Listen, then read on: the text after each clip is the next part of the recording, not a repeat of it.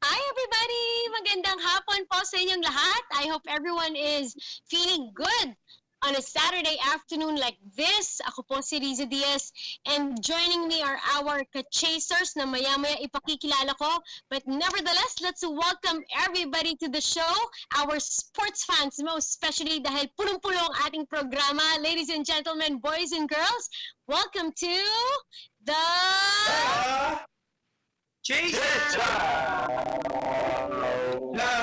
Walang kaya tayo magkakasabay-sabay. We welcome everyone that is joining us today. Like what I said, naku, punong-puno po ang ating hapon. And sa mga Barangay Ginebra fans na nag-aabang, naku, magugustuhan niyo itong episode na to dahil hindi lang isa, kung hindi dalawang Barangay Ginebra Gene Kings ang makakasama natin. But before that, let's all say hello first to our ka-chasers. First is Waylon Galvez, all the way from Manila. How are you, Waylon?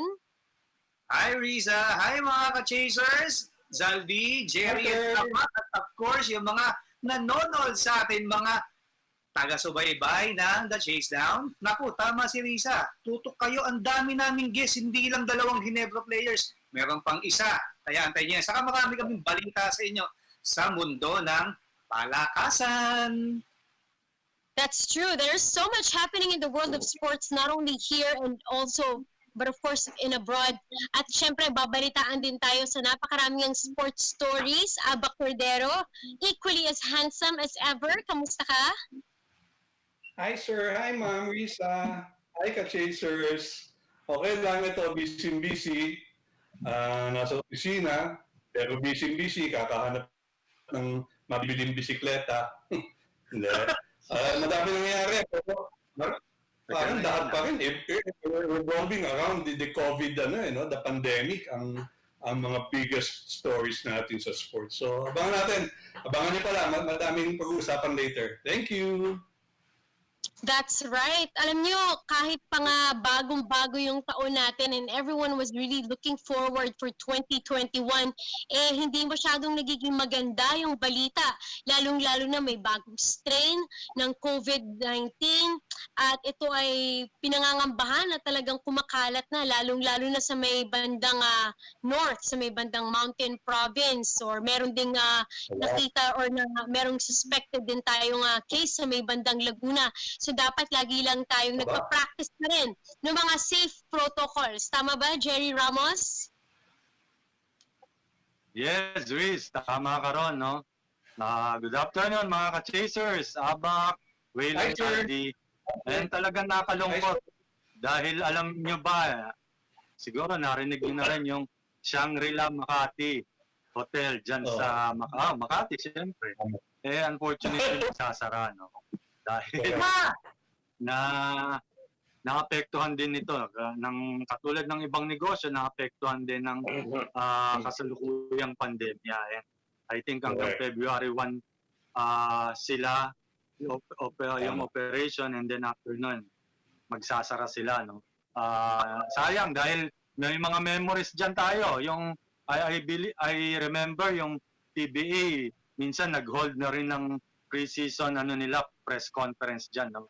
Napakagandang hotel, elegante, sophisticada. Parang tayo dito sa Chasedown, nag-aatid ng elegante at mga sophisticadang balita sa mundo ng palakasan. Pero, unlike yung Makati Shangri-La, tayo hindi pa tayo magsasara, ha? Uy, wag naman! Good, ha?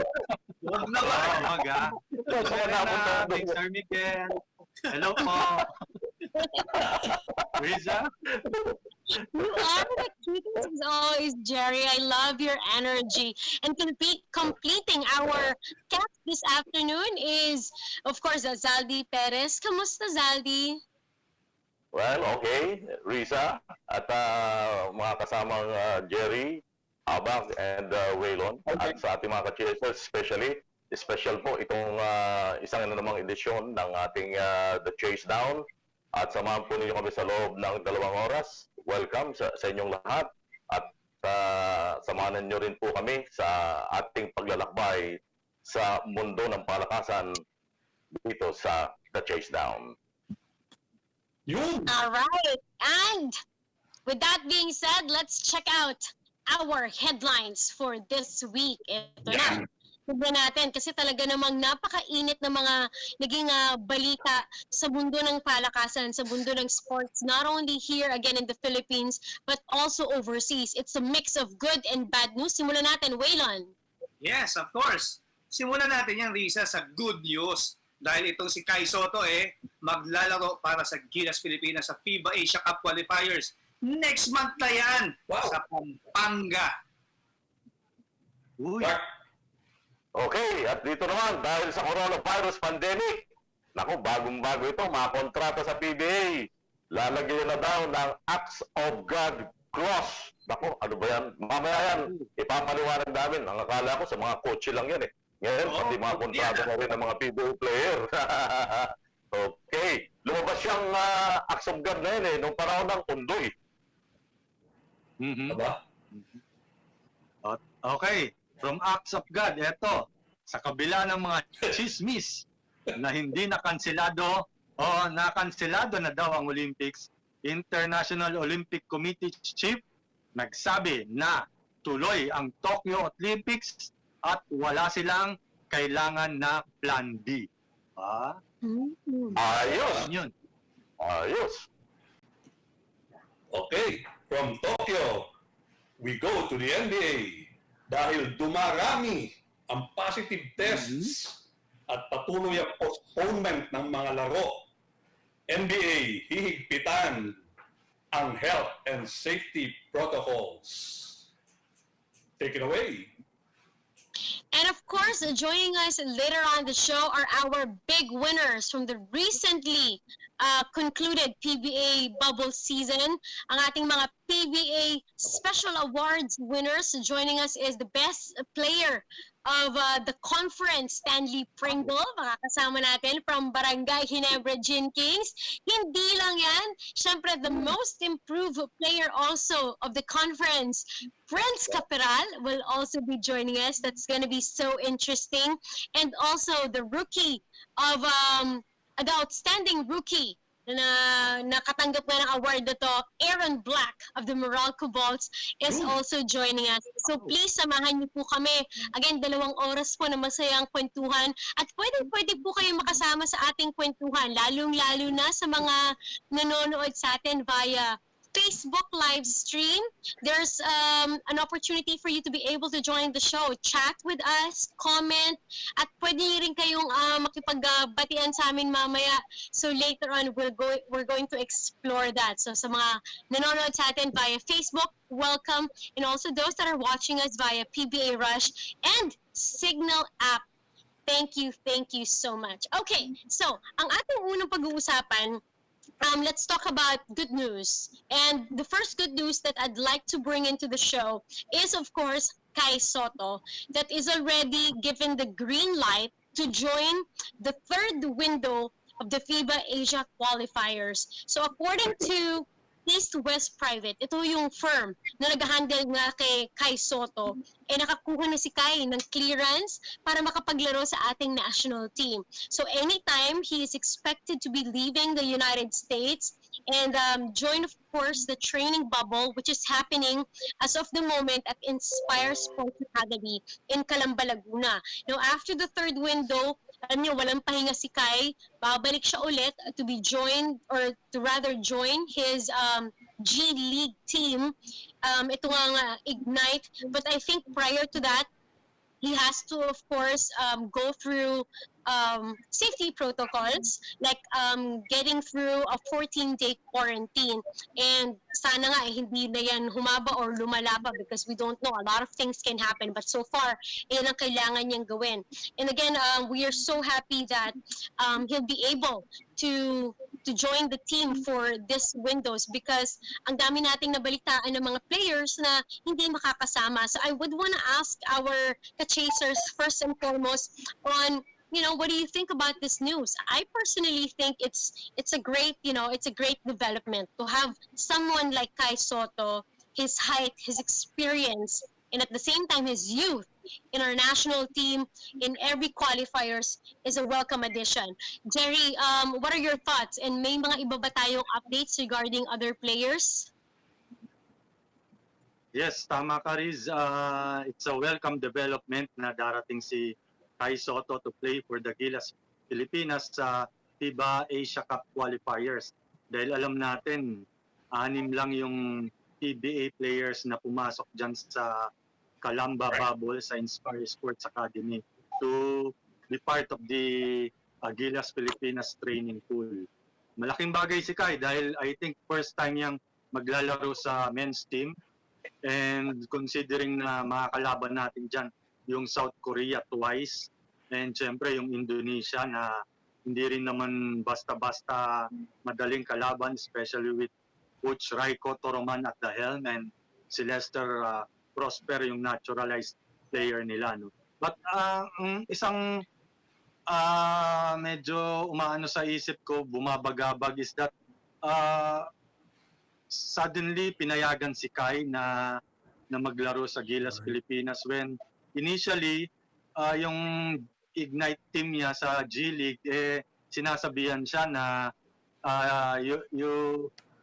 it would be better for you to stay here sa G League at maglaro dahil mas iba yung experience yang makukuha niya doon sa paglalaro sa G League, but suddenly may turn around at the last minute and allowed him to go home and play for Gilas Pilipinas. Ano yung thoughts niyo ba doon? May naiisip ba kayo kung bakit biglang nagbago ng isip yung G League team niya? I mean, palaisipan lang sa akin palaisipan sa akin. Because again, Jerry's point was initially they were saying that perhaps experience-wise, mas maganda if Kai would stay. But then something happened that they were able to convince perhaps this G League team to allow Kai to play for the national team. Waylon, what are your thoughts regarding this? Alam nyo mga ka-chasers, kung matatandaan natin yung nangyari during the Jakarta Palembang Asian Games in 2018, halos ganun din yung kumbaga parang sitwasyon with Jordan Clarkson when there was doubt sa kanyang participation with the national team, but at the last minute nagkaroon ng may backdoor negotiations yan ng samahang basketball ng Pilipinas together yung former team ni Clarkson, yung LA Lakers. I think baka may ganun klaseng negotiations din with regards dun sa handlers ni Kai with the G League and the Samahang Basketball ng Pilipinas led by, of course, President Al Panlilio. Kaya nagkaroon siguro, I think, yun lang naman yung opinion ko, yung pananaw ko, baka ganun din yung nangyari. Nagkaroon ng negotiations, nagkaroon ng magandang usapan, and nagkaroon ng magandang resulta.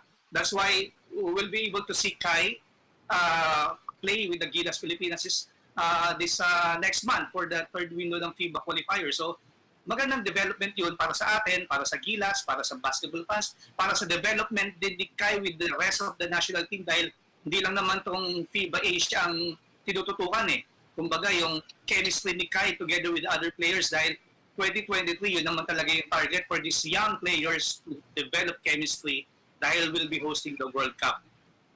Riza? Abang, you've seen the lineup so far, and some of them very interesting addition would be the likes of Raul Soyud, which of course to me is again just like the news with Kai Sotto is a very welcome addition. Alam natin si Raul isa sa mga pinakamasisipag na manlalaro, lalong-lalo na playing for Coach Yeng Diao. How are you liking the dynamic of this team that we are fielding in for the third window?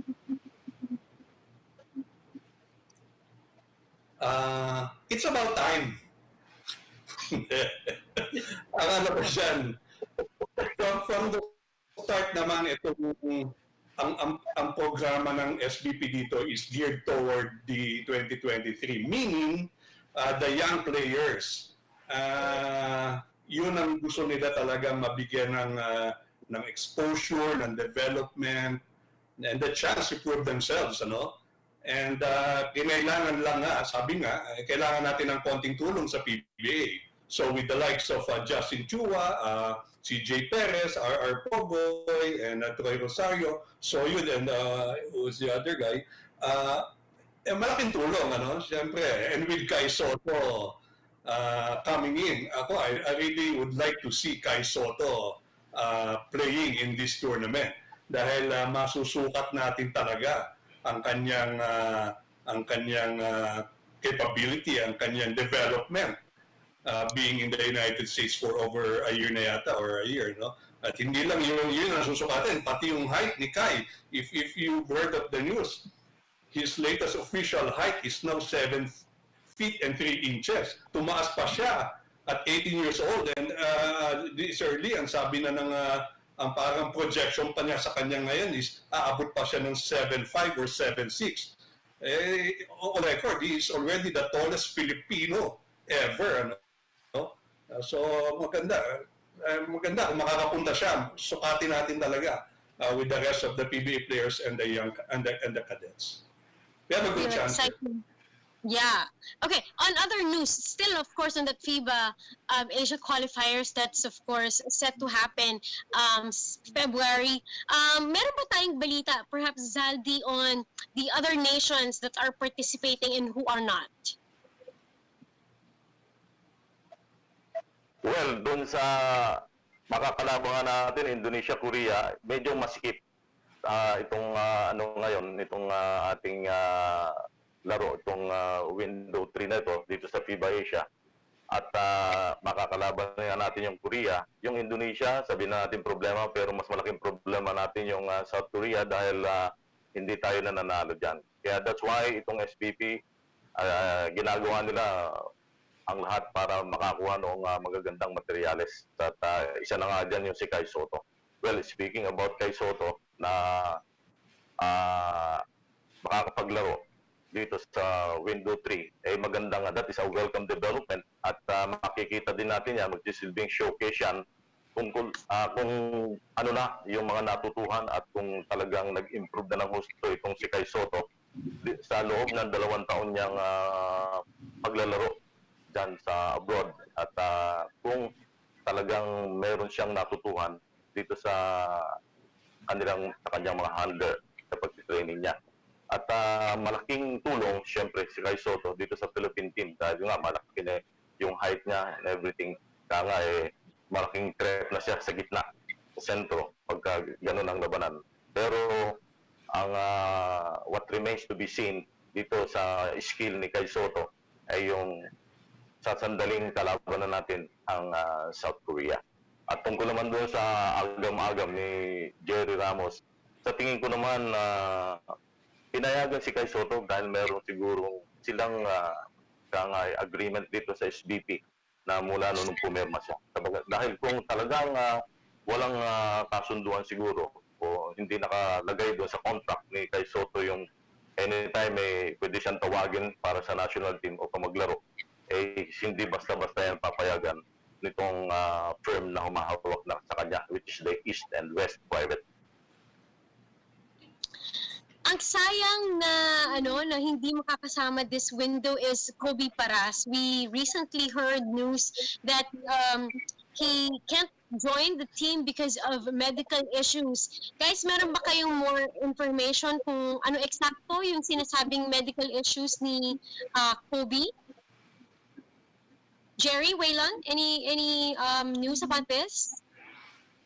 Wala ako, Rize.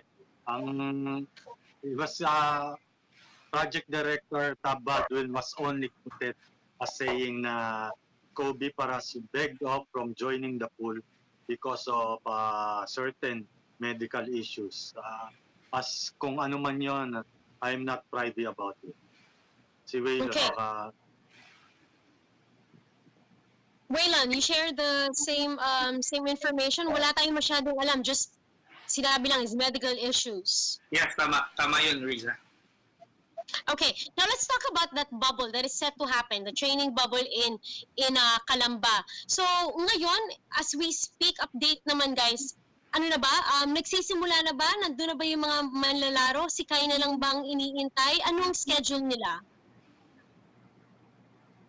Actually, Riza, ano na yan eh.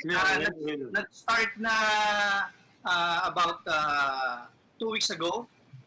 Sunday sila pumasok yung first initial batch ng players.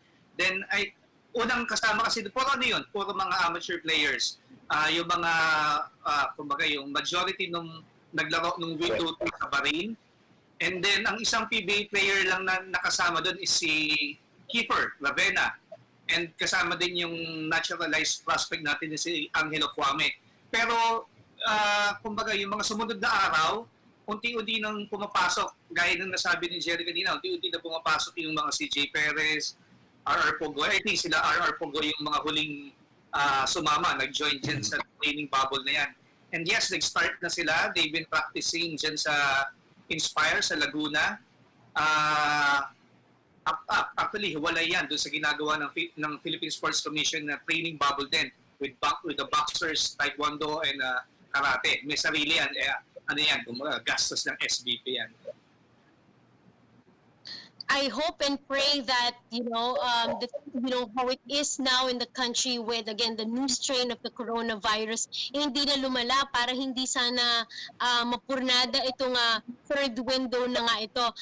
Abak, do you have any information as to the coaching staff naman? Meron tayong nakita syempre, they still have Coach Dong, Chico, and the rest of the other coaches. Even Coach Kaloy is part of the coaching staff.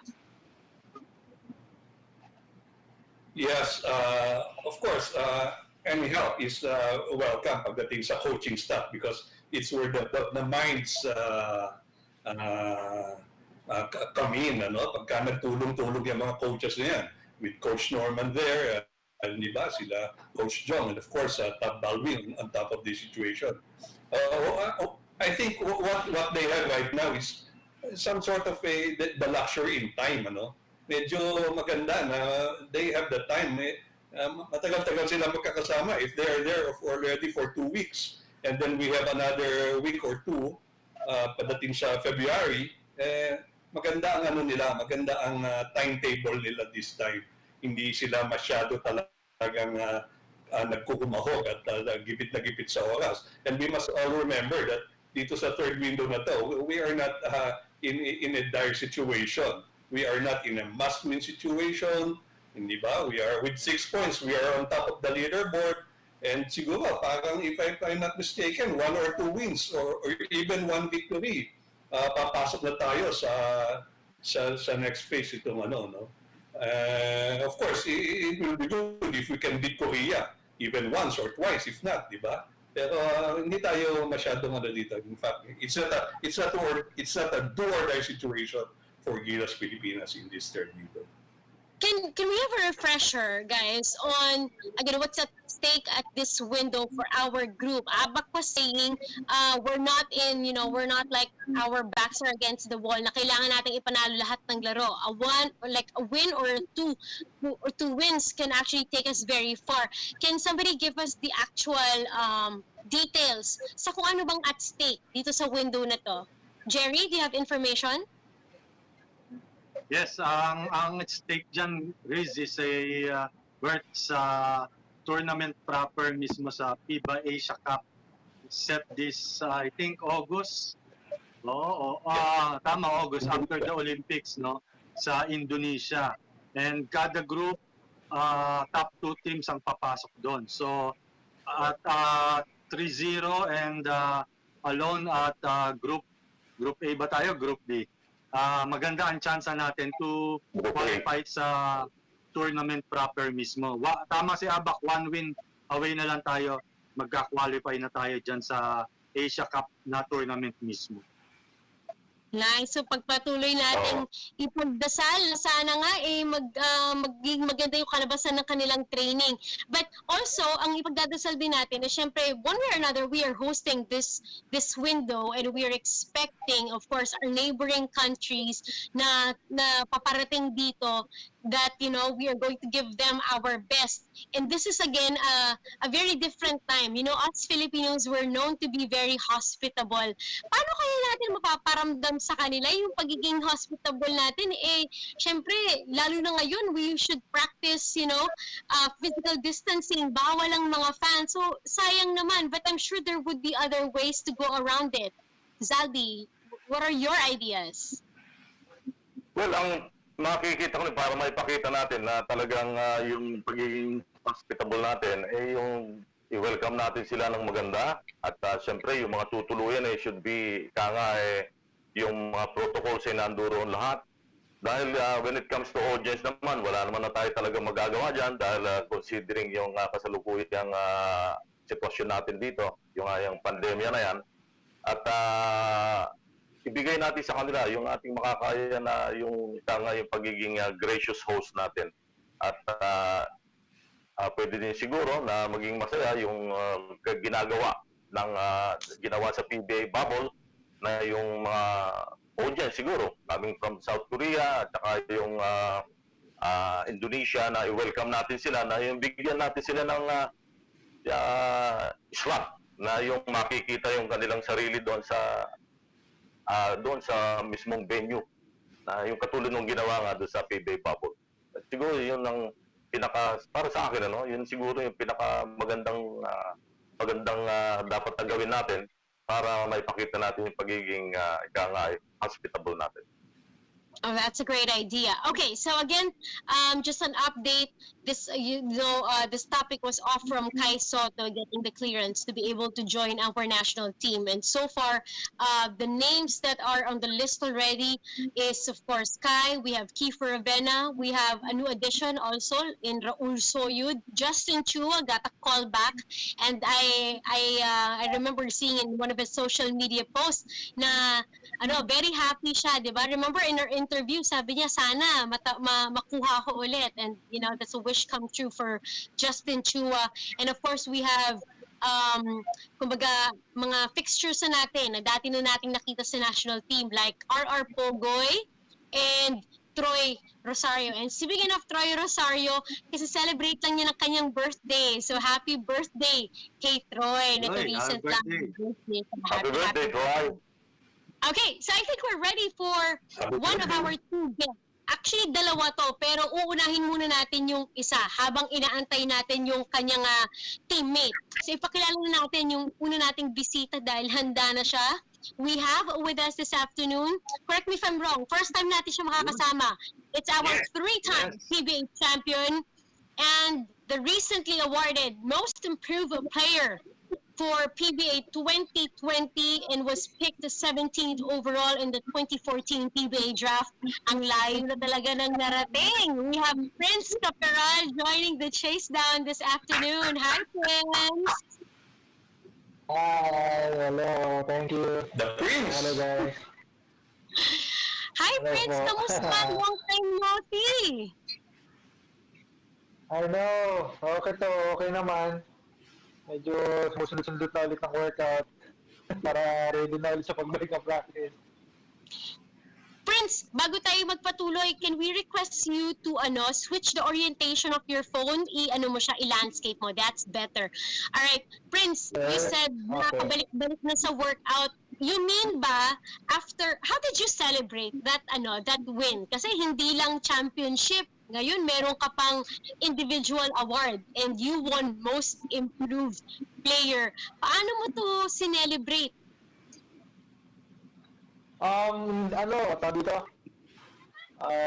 After ng championship, umuwi lang sa bahay, tapos nag-dinner lang with family. Yun lang, hindi naman masyadong lumalabas. Well, actually, ito pala ako ng mga beach pala, yun lang. Simpleng celebration lang, ganun? Yeah, wala masyado eh. Alam mo naman, pandemic. Okay. William has a question for you. Prince, idol! May dalawang nakakamiss sa'yo. Unang-una, si Brian Ulanday. Miss ka na daw niya. Saka si Mr. Pete. Walang yan. Alam mo lang, Guy, nami-miss ka na raw niya. Nakuha ko pa agad yun. Nadinig mo? Hindi narinig ni Prince. Sorry, medyo choppy. Si Brian Ulanday, kinakamusta ka? Saka si, yung internet eh. si Mr. Kapit Peter mo. Taiko, kumusta ka? Sorry, medyo choppy. Hindi ko siya Choppy. O, sige, eto na lang. sa Batangas Eto na eh. lang. Ang matigla, sorry. Sino nakakamiss sa akin? Prince, dinig mo ba kami? I can hear you. Prince, naririnig mo ako? Medyo malinaw ko. Ako na, didinig ko si Prince. Hello, Prince. I-relate lang yung sinabi mo. Nimimiss ka daw, Prince, ni Sir Peter Taiko. Wow. Ayan. Yan. Hindi na internet ni Ang, Prince, si Prince. Oo, Brian, naglalag kaya na. tawagan natin. Galing pala we are talking to Prince pala all the way from Batangas. Ako, hindi ko natanong kanina na medyo malayo-layo nga yung pinanggagalingan Yun, niya. nawala. Okay, we'll try to disconnect. We'll fix the connection with Prince. And again, for those that have just joined us, joining Prince in a very short while would be his teammate who happened to have won Best Player of the conference. We'll have Stanley Pringle on the show. And remember, we had Stanley Pringle in the studio. Naalala nyo, a couple of months ago. And isa sa mga nag-stand out sa akin dun sa episode na yon was I didn't know he actually played the piano. So, di ba?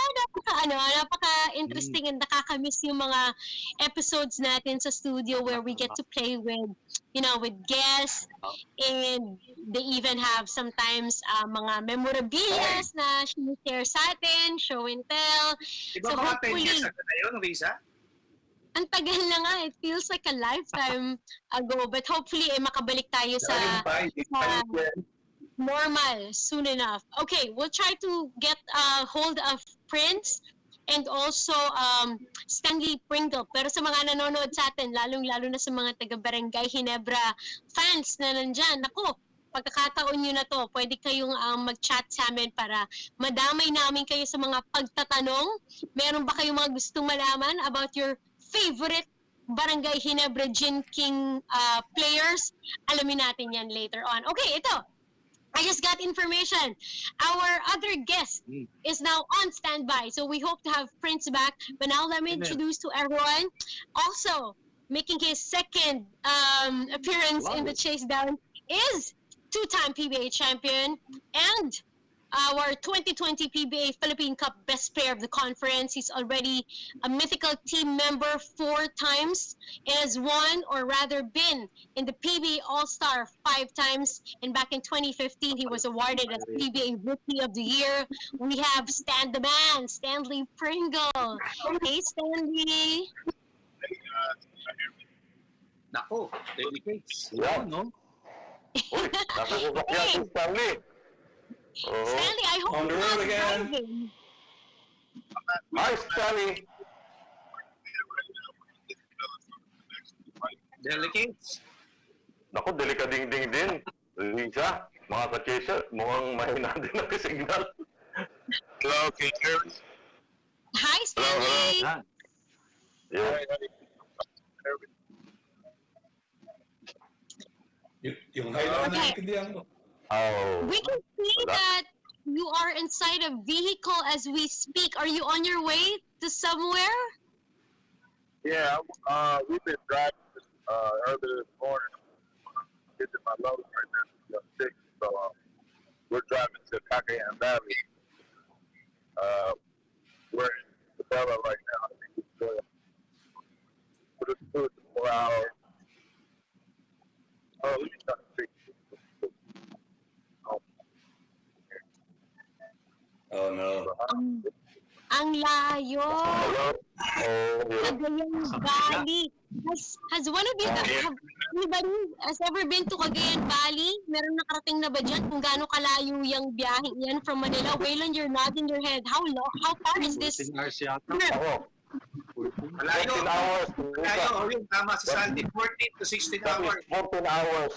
14 Yes. to 16 hours. Pagka if you ride on a bus, That's 16 hours. 16. Mag-private vehicle, 14.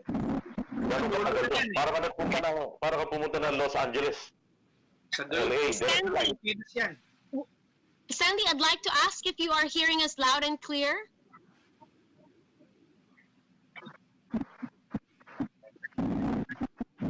Tingin ko mahihirapan tayo kay Stanley kasi bulubundukit na yan. Ang hirap. Oo, ang hirap na makakuha ng signal dyan. Sayang. Let's try. Under pa yung sasakyan, no? So, tapos nasa loob pa ng sasakyan. Okay. We'll try to get a clearer connection with Stanley, who's as of the moment is on the move. Palagay ko bibisitahin niya ang kanyang mga relatives. Alam natin that's where he's originated from. His Filipino roots would trace from Cagayan Valley. So as of the moment, according to him, nasa biyahe sila at nasa may bandang Isabela na. Ganun naman din si Prince Caperal na he mentioned briefly he's in Batangas. So, malamang nagpapahinga. So, mamaya, subukan nating bumalik para makausap sila. But in the meantime, I would suggest na pwede natin munang pag-usapan siguro yung mga ibang topics natin, yung ibang mga balita na meron tayo dito na still is connected to the PBA. I'd like to suggest itong binring up ni Zaldi kanina about the inclusion of PBA, of acts of God rather, that will be present now in PBA contracts. This is me hearing it for the first time and I'd like to know more about it. So, baka Zaldi, pwede mo kaming mabalitaan. Yeah, yung act of God na yan nga, katulad doon sa headline natin na lumabas siya nung after the Ondoy na napakalalim ng baha doon sa Marikina and other places pa dito sa ating sa ating bansa. Nagkaroon ng acts of God dahil sa dami ng mga lumutang na sasakyan. Hindi ko iniisip na ito pala acts of God na ito someday magiging mapupunta na rin ito sa kontrata ng mga PBA player. At yan nga ay ipinasa na ng Board of Governors yung resolution na yan na maglalagay nga ng acts of God clause sa lahat ng players contract simula ngayong season na ito. Dahil ito sa nangyaring pandemic na nakaka-apekto sa o sa kabuhayan ng marami. Kasama na dito ang pagpapatakbo ng PBA teams. Ang acts of God ay mga natural hazard gaya ng lindol, yung tsunami, kung saan walang masasabing may sala sa pangyayari. Kalikasan, yung buhayan ng pagsusungit ng kalikasan. Ang clause na ito ay magbibigay sa teams ng karapatan para gumawa ng pagbabago o changes sa players' contracts. Kasama rin dito yung compensation ng nakaraang season. Lahat ng teams ay nagbigay ng 1 year worth na sahod at benefits para sa mga players at personnel. Kahit na naglaro lamang sila sa isang 2-month bubble. Ngayon, sa tingin ko, magandang papag-usapan natin dito ay yung ito ba ay makatwiran o this is a just na decision ng PBA sa paglalagay nila ng acts of God clause sa lahat ng kontrata ng ating mga players. And I would like to start off tanongin kita, Risa, regarding this. Ako sa akin, sa intindi ko tama ba kung merong sakaling mga acts of God na mga situations or mga pangyayari tulad na lang ng nangyaring ang pandemic or let's say tsunami or bagyo, tama ba kahit anong mangyari, meron tayong or magkakaroon pa rin ng susweldo pa rin ang mga PBA players sa kanilang staff? Is that correct the way I understand it? Kasi yung acts of God, when it comes doon sa sasakyan, ang pagkakaintindi ko dyan yung kung halimbawa yung iyong sasakyan ay nabaha o nabagsakan ng puno, that's the only time na makaka-claim ka ng insurance doon sa acts of God. Ngayon, dito sa, ewan ko, baka may pagbabago, baka hindi naman natin pwedeng iparehas ito doon sa players contract. Baka may ginawa sila, yung lawyer o yung PBA, yung counting tweak doon sa contract nila na para pumasok yung sinasabing acts of God. Yun ang, that's what I understand yung opinion ko. tungkol din sa acts of God na yan dito sa I think it PBA would be contract. nice if we would talk to someone that could explain to us Yes. better kung ano talaga tong clause ng acts of God that would and how Oh. would they interpret this in their contract. Oh. But if it would mean that kung ano man ang mangyari, let's say may mga unforeseen events ay magtutuloy-tuloy pa rin ang sweldo ng mga player at ng staff, eh, syempre maganda yon para sa ating mga manlalaro at sa mga bumubuo ng teams at ng PBA. Kasi alam naman natin, this is their livelihood. You know, a lot of them, this is the only job that they have. Of course, the players would have other businesses, but their main livelihood is, of course, playing professional basketball. And if I was a player, I would love, you know, that this clause is added to our contracts. Oh. Siguro ang makakapag-explain sa atin maigi nito si Atty. Melvin ng PBA dahil siya yung mahawak niyan. Will, ano sa tingin mo tungkol dito? Kaparehas lang din ni Riza, first time ko din narinig itong acts of God eh. Tama ka. Sa kotse ko sa insurance ko lang na dinig kumbaga, yung alam kong acts of God, yun nga sa car insurance. Pero from what I understand, ano lang parang sa akin lang, yung acts of God kasi last season, maski na may pandemic, maski na tigil yung PBA, tuloy yung sweldo ng mga players. And yung teams, in-honor lahat yun. Yung sinabi ng PBA board na maski walang games, tuloy ang sweldo. But for this amendment, dito sa kontrata, sa pagbabago ng deal na ito, I think, kumbaga, ang sabi nga, magkakaroon, pwedeng gumawa yung teams ng changes. So, kumbaga, kasi nga, kung may kagaya nito, may pandemic, may possibility pa rin na mahinto. And, ayaw natin mangyari. Nandun yung possibility na mahinto uli yung PBA. We're hoping to start by April, pero who knows kung ano pwede mangyari in the coming months. So, I think, baka ang tingin ko yung teams, pwede nilang baguhin. Kumbaga kung ano man yung pero compensated pa rin yung players na hindi totally walang sweldo. Kasi alam naman natin ang sweldo ng player, ng PBA players, from 150 to a maximum of 420, malaki yun. Kumbaga, kung ikaw yung kumpanya, kung ikaw yung isang business, talagang sapul ka at nasaktan ka sa pandemic, having to sustain yung PBA team na alam naman natin talagang napakamahal, baka I think yun yung pinanggalingan kaya nagkaroon ng acts of God with the contracts of the PBA players, pero hindi naman totally aalisin yung sweldo, compensated pa rin kahit paano yung mga players. Yun lang yung nakikita ko.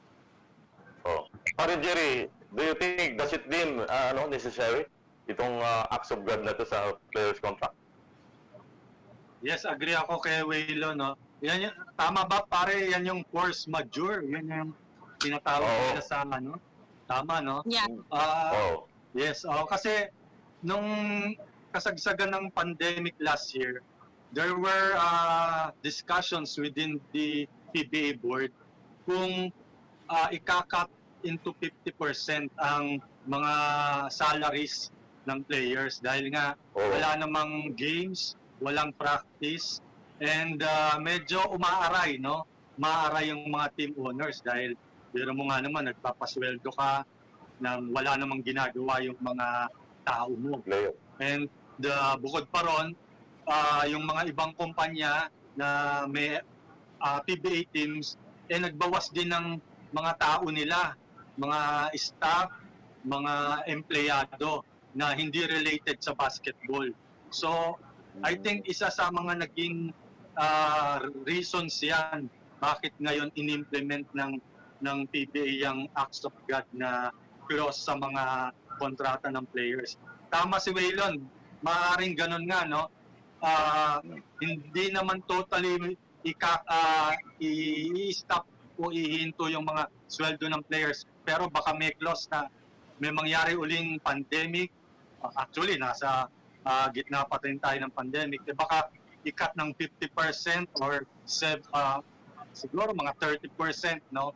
Para hindi Oo. naman masakit dun sa mga team owners mismo. Ako, tingin ko it's an even ano lang, no, sa mga Yeah. team owners, and I think maiintindihan din ng mga players naman yan, no. I believe yung mga bagong players na kakasign lang ng contract, siguro nandyan na yung clause na yon sa mga kontrata nilang pinirmahan na yun.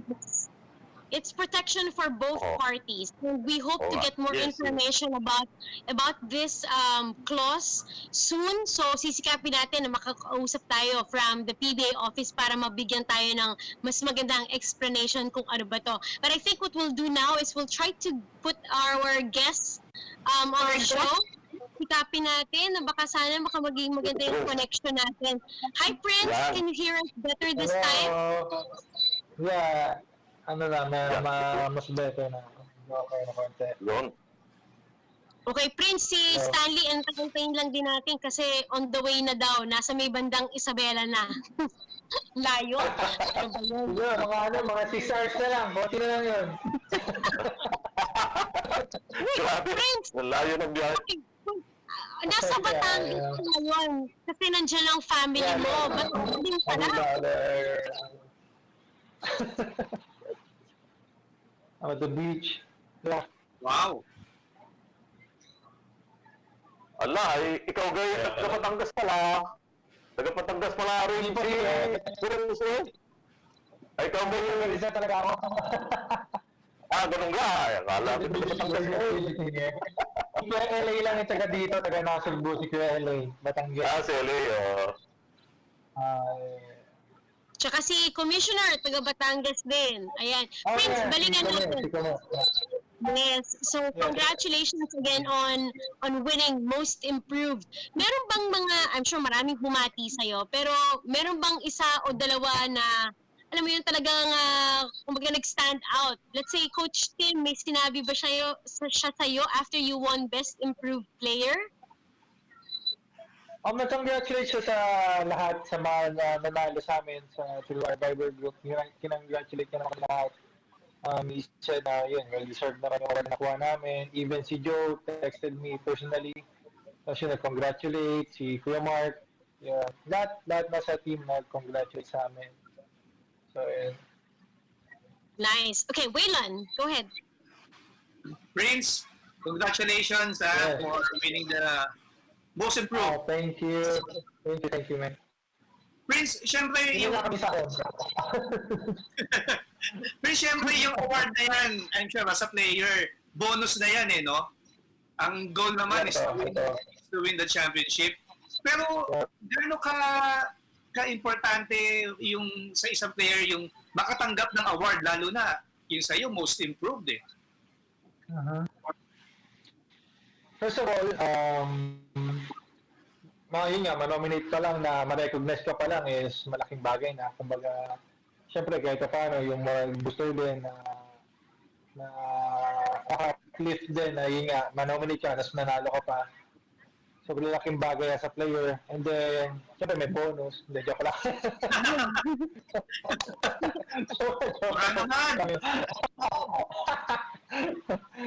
Joke lang.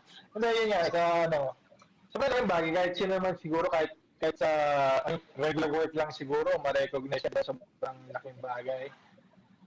So, yun. And syempre, Prince, yung naging karera for Most Improved, mabibigat yung mga nakalaban mo, especially nandyan yung Justin Chua, di ba? Actually, lahat sila sobrang deserve for the award. Kaya medyo nag-worry din ako na ako yung nakakuha. Tama. Sobrang deserve talaga. Kahit yung sila, kahit si Raul, yan, sobrang laki ng improve. Si JV, si Query, si si Justin. So, a lot of people don't agree, pero it's beyond my control. I'm just happy na nakuha ko lang din. Jason Perkins, no? Prince, congratulations daw, sabi ni Peter Kaiko. Si Boss Peter? Sabi sa'yo yan, kaya kausap kayo, kakabibis ko na siya. Bis ka na rin daw niya. Hindi ba? Alaga ako na dati, Sariliano pa lang kami. Oo nga. Congrats! Congrats, Prince! Riza?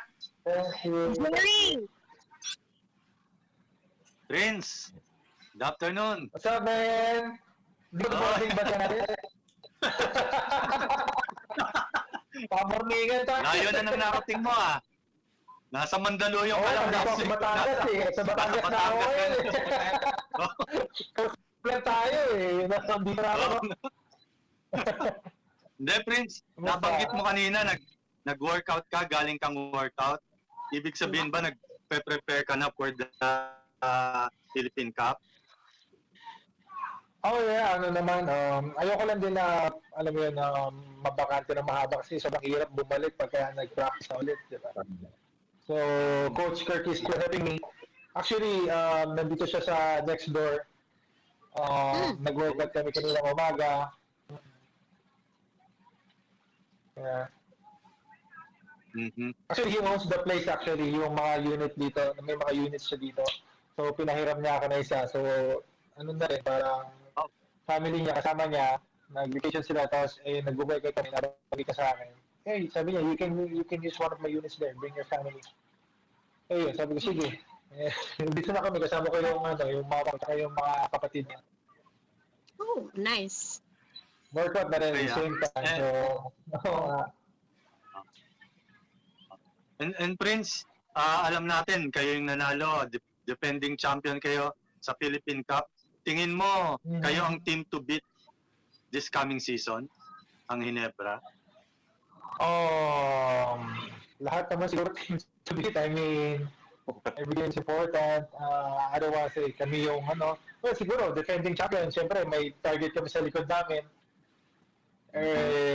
Alam naman natin sa lahat ng conference, like yung All Filipino talaga yung parang pinaka-target ng lahat, di ba? Like even us, yung hindi pa kami nanalo ng All Filipino, talagang All Filipino talaga yung pinanggigilan namin na makuha. So, for sure, like as a defending champion siguro, yeah. Kahit pa, I mean, may mga gusto rin talaga mag-draw talaga. May mga gusto kumuha ng ring sa All Filipino. And ano tingin mo sa San Miguel? Dahil, siyempre, yan yung the dethroned champion, pero babalik na si Junmar Fajardo and si Terence Romeo, no? Babalik na si Junmar? Masarap nga muna siya. Ano ba naman yan? Joke lang. Joke lang. Ba naman, kakaisa pa lang kami. Babalik na agad.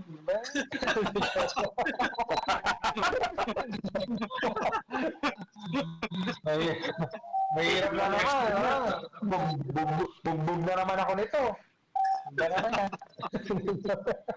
I'm glad na makakabalik na si Junmar. Siyempre, sobrang sarap makapaglaro kay Junmar. Siyempre, MVP, ilang times MVP, 6-time. Sobrang nakaka-challenge din talaga makapaglaro sa kanya. Sobrang bait pa na tao, sobrang laking tao, pero sobrang bait. Kaya, ang hirap din dikit sa masyado. Sobrang bait kasi. So, pati si Terence siya, mabait na tao yung mga yan. Kaya yun lang, siyempre, ayaw mo silang kalaban. I mean, may pit na may labanan. Yun ang may pit na naman. Babalik na naman siya. Ay, inis na ba? Mabalik na kaya? Kausapin ko kayo. Joke lang. Happy na makakabalik na siya. After ilang years, like almost a year din yata, no? 1 year? Tapos 1 year? 1 year, yeah. Okay. Yun lang. Okay, Prince, thank you Thank you. Riz. Si Apo yung mga Hello. Aba. Okay, Prince, kamusta, no? Anyway, ang question ko is, yung sa season sa bubble, very remarkable yung improvement mo, especially sa labas, Kasi anytime a 6'5" player can hit his 3-point shots, problema yan sa opposing team, paano mo ba pinagandaan yan? Kunyari sa training, pagkatapos ba ng regular training, naiiwan ka pa to practice your 3-point shots? 100 shots ba? 200 shots? Anong regimen mo sa 3-point shots practice mo? Well, no before ng bubble, like wala kaming chance na mag-shoot kasi nga walang court and all. Tapos yung dumating naman yung bubble, like limited lang yung time namin, so gagamitin namin yung oras namin para mag-team practice na. So minsan matatapos kami maaga, and then mag-practice ako ng shooting ko, ganyan, ng kung ano pang ibang stuff.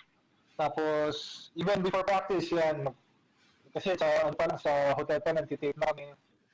So pagbaba ng bus, nag-delay sa pag-ilo ko, so para kahit paano magkaroon ako ng repetition sa shooting ko. Siguro, lang din, muscle din din yung iba. Like, kasi wala yung chance na mag-shoot around ng matagal eh. Siguro yung laro nung unang game namin, nung pumasok yung natira ko, tapos siya, nagtuloy na, sinaswerte na rin siguro. Ang mga pinanakatulong ako sa team with my outside shots. Yeah. Okay, one more question, Prince. Dito sa padating pa na Philippine Cup, what are your expectations naman sa role mo? And ito, medyo kailangan lang itanong.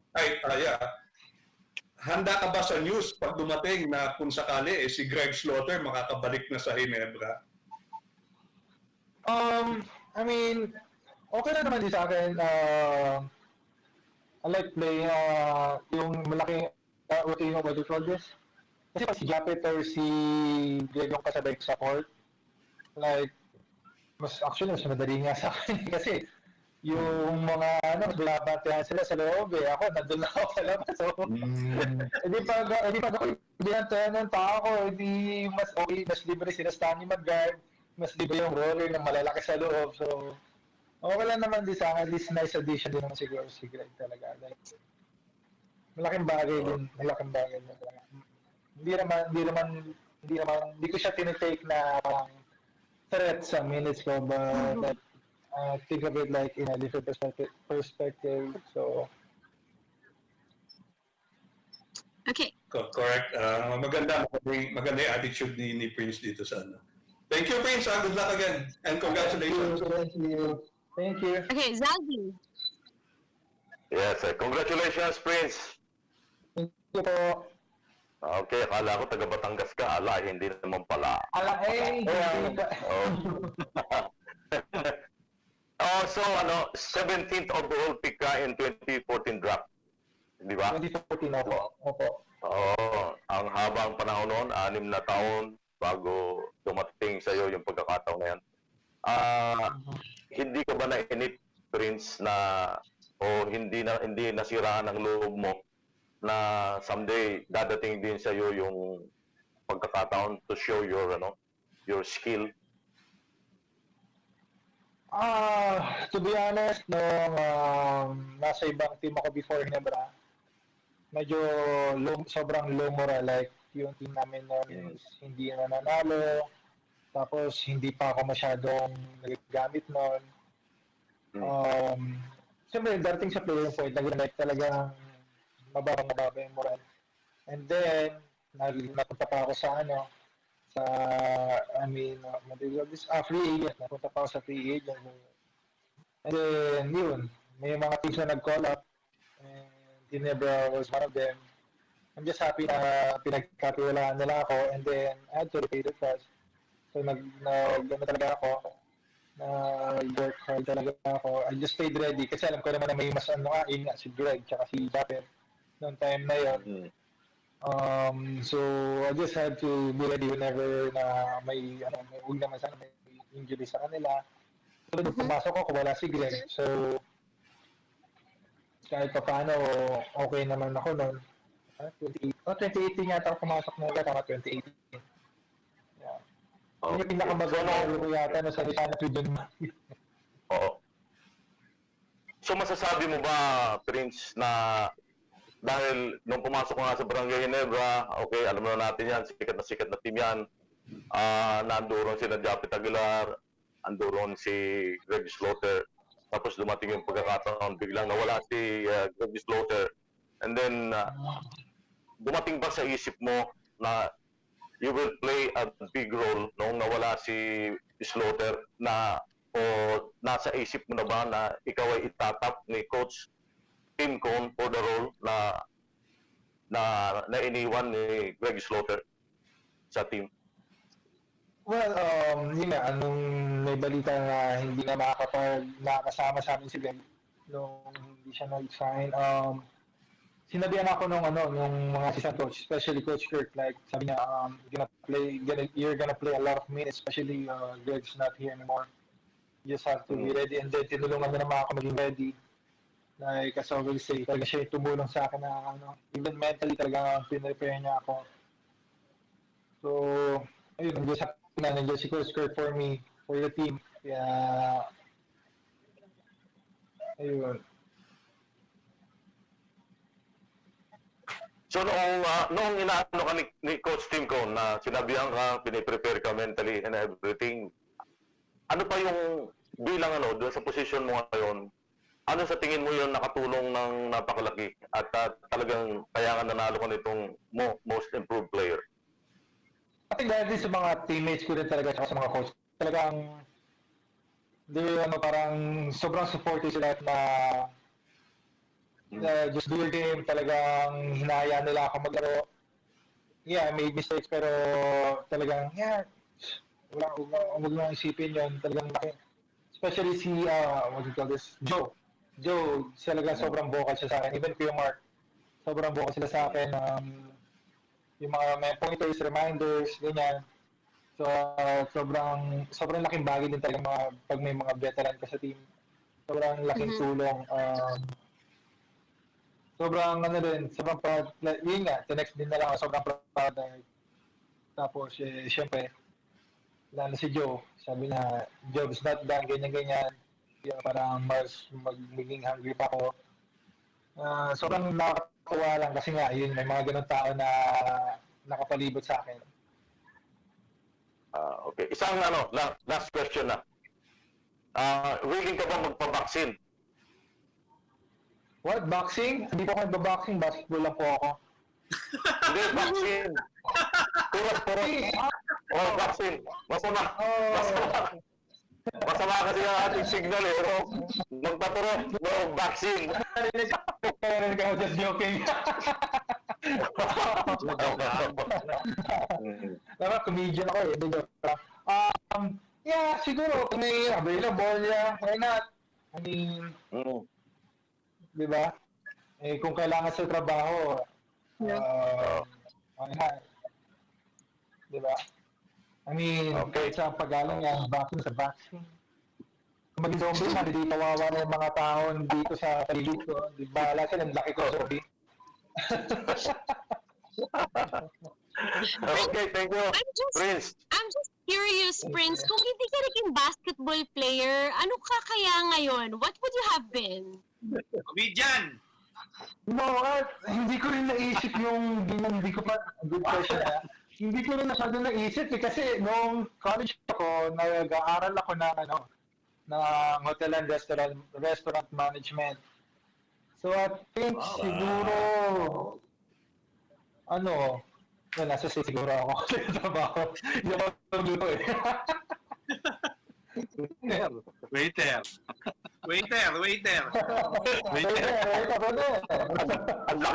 Ang laking waiter yan.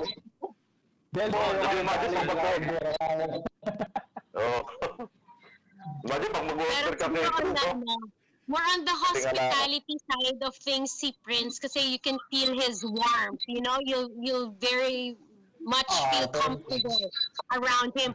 Okay, Prince, alam mo, isa siguro kung ako player, isa siguro sa pinakamagandang award ko na ma-receive kasi sa dami ng magagaling na PBA player para makapag-improve ka ng iyong laro.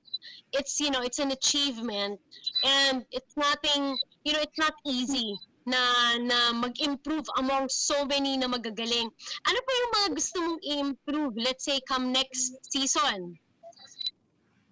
Oh, sobrang dami pa. Like, sinasabi niya sa akin ni Coach Tim, very vocal siya sa akin about this.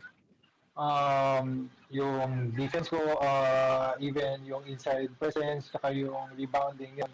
Talagang, mas, yun siguro, kasi yung outside shooting, nandiyan naman na yan, sinasabi niya sa akin. Yung all-around game na lang talaga, yun na, para talagang, alam mo yung, solid na daw, para all-around game, yun yung sinasabi niya sa akin. Well, we're very excited to see you in the next season. Sana nga gumanda pa yung mga circumstances natin and hindi tayo mapurnada, so that, you know, the Barangay Ginebra Gin Kings can again support, the fans rather can support you in this upcoming season. May mga gusto ka sigurong batiin at pasalamatan? Oh, just want to thank, syempre, PBA na, yun nga, for the successful bubble season, mga staff ng PBA, yung fans na kahit hindi na sila kasama sa laro, talagang ganda pa rin support, pati yung si Boss Ramon, so thankful kami kay Boss Al, kahit wala sila sa bubble, I mean, hindi na kami pinabayaan doon. Sobrang thankful kami sa kanila, and then yung family ko sa San Mateo, sa Montalban, saka sa States. Anyway, sana okay lang sila doon. I mean, basta lahat ng sumusuporta sa PBA, tsaka lalo na sa Barangay Ginebra, sobrang maraming salamat. Namimiss na namin kayo, and sana, yun nga, sabi nila, gumanda na yung circumstances na magkasama-sama ulit na tayo sa games. Namiss na namin yung Ginebra chant. Kami Yan. na lang gumagawa sa bubble eh. Oo nga. Si Junmar nanonood. Message mo daw kay Junmar. Abay! Ano ba na, bay? Magbabalik ka na agad. Pero naman, hindi mo man lang pinalikas yung championship namin. Nice to, happy na nakabalik ka na, bay. I can't wait to play against you again sa basketball court. Yeah. And that is going to be very exciting. You know what they say, iron sharpens another iron. So it's going to be an awesome season with all of you guys around. Thank you, Prince Caperal, for your time. Enjoy your vacation. Thank you, Frank. Oh, hindi ako iwanan yan. Hindi ako iwanan yan. Lumabas talaga yan. Tunasan ako nandun yan. Thank you, friend. Thank you for having us. Thank you. Congratulations ulit. Enjoy. Thank you, friends. Congrats, Prince. O, ayan ha. Sinagot ni Prince yung mga controversial na tanong. Hindi daw siya boxing, basketball lang daw siya. Yung batang ito. No, but it's I usually talk to him in the games, and I never realized he's this funny. He's very soft-spoken. And again, we are so happy that we're given the opportunity to get to know more of our players, diba, through the Chasedown. And we hope you enjoyed that interview as much as we did. Sa mga nag-aabang kay Stanley, sinusubukan pa rin po namin na makapanayam siya. So hopefully, within the show, mahaba-haba pa naman ang ating programa, makasama natin siya. But we're going to pause for a quick break. When we come back, meron pa tayong isa pang bisita. Batang-bata naman, outstanding rookie, Aaron Black will be joining us in a short while. At marami pa tayong magiging sports kwentuhan, kaya wag po kayong aalis. Magbabalik po ang The Chasedown. We'll be back.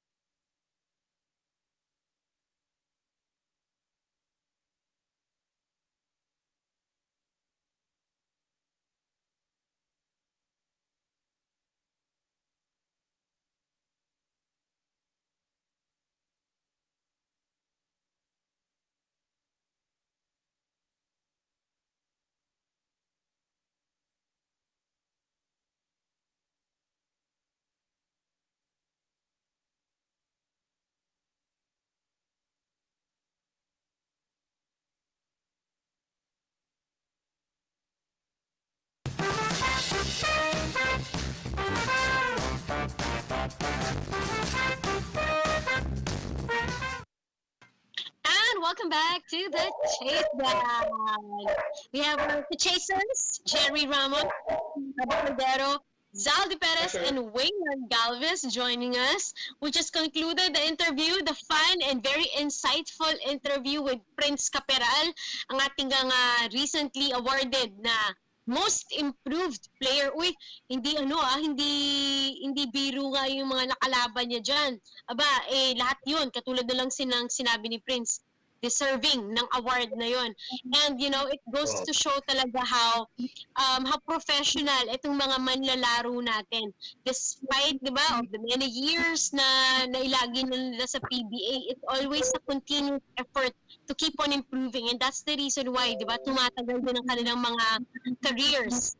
So, in a bit, we'll have more guests. Pero siguro, bati muna tayo ng mabilis before we would move on with the rest of the program. Jerry, do you have anybody to say hi to?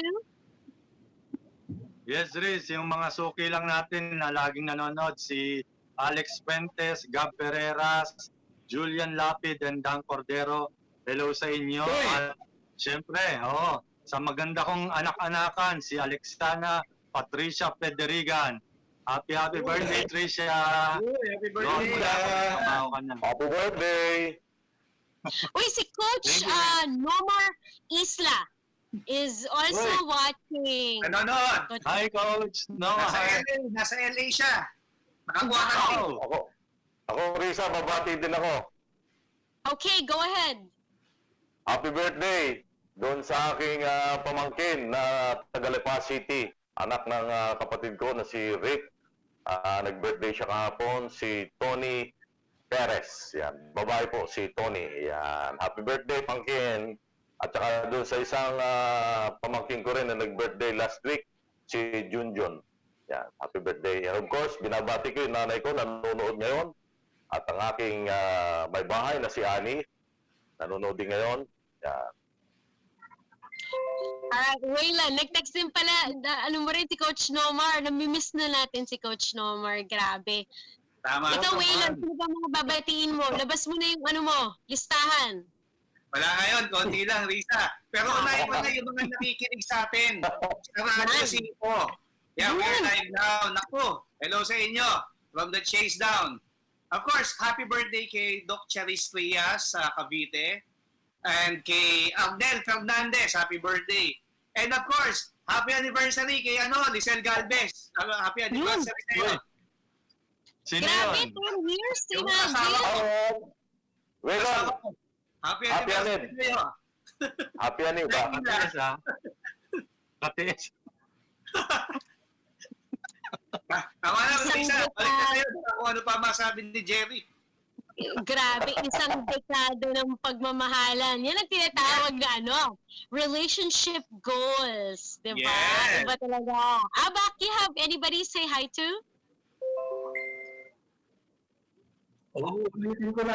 Happy wedding anniversary to Waylon and Lisel Galvez, to Boy Velasco, Doc Boy Velasco.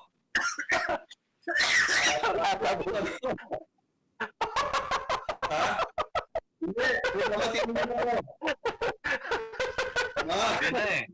Nahirinan eh. Ito natin sa mga kaibigan natin sa Manila City Hall, si Robert Evangelista at saka si Arsenio. Yun! Eric Lacson. And dalawa lang. Nakikiramay lang po ang Chasedown to two of our friends who just lost their some loved ones. Mark Anthony Reyes of the Philippine Daily Inquirer and Brgy Reyes also of the Inquirer, and si Olmin Reyes for the passing of his mother-in-law, Ma'am Sita Velasco of the Philippine Sports Commission. Yes. Nakikiramay po. Condolence. Condolence sa inyo lahat. Okay, so sa mga suki din natin, again, thank you for joining us as always and making, our Saturday even more fun and complete dahil nandyan kayo. Okay, we're waiting for a go signal if we'll have Aaron on the show, but he's going to join us in a few moments. Again, most outstanding rookie would be joining us. Oh, I think he's ready. Okay, Abak, pakilala mo naman yung natin, bisita natin. Okay. Sino bang bisita natin? Ayan na! He's the guard from the Meralco Bolts and the 2020 Rookie of the Year. He's also a two-time UAP champion with the Ateneo Blue Eagles and the 18th overall pick, of course, during the 2019 draft. Ladies and gentlemen, welcome to the show, Mr. Aaron Black. Hi, everybody. Aaron? Thanks for having me. Okay. Hi, Aaron. How's it going, Aaron? I'm good. I'm just at home. Off season's been good. Just been, trying to improve my game even more. Trying to relax as well. Baka magbubble ulit. So trying to get as much time with my family and my friends as I can. Ayun, nagtatagalog. Yun. Oo, marunong yan. Marunong si Aaron. Sige nga, Aaron. Sabihin mo nga sila in Tagalog. Gusto ko lang batiin lahat ng mga fans na nanonood, lahat ng mga PBA fans, yung Meralco fans. Salamat sa supportan nyo. Hopefully, you guys continue to support us at sana makita na namin kayo sa mga venues sa Araneta or MOA in the near future. Okay naman Oh, pala. Galing. Wala. Oo, galing. Ako Ay, na salamat. Wala sila. English. Salamat naman. Mas magaling sa tatay. Oo nga, magaling. Oo. So what? Should the first question na, Riza? Go ahead, Abak. Okay. Okay, Aaron. First of all, regards to your father muna, ano? And congratulations, of course, on your outstanding performance in the bubble in the Philippine Cup. Can you tell us, did you expect all this? Did you see all this coming early in your career, winning the award and doing a very good job for Meralco? Well, I definitely set it as a goal to start ng career ko. Before I got into the PPA, it was a goal for me to win the Rookie of the Year, to help my team win games. And thankfully, it came true. Of course, a lot of things had to happen. My teammates, my coaching staff, the whole Meralco family, they put me in the right spots to get there. I'd like to credit my family as well. I worked so hard during the pandemic. I think it was a 6-7 month layoff. So yun, talagang pinaghirapan ko yun, and I'm just glad to be rewarded. I feel blessed, but at the same time, alam ko na there's a ways to go before to get to where I really want to get.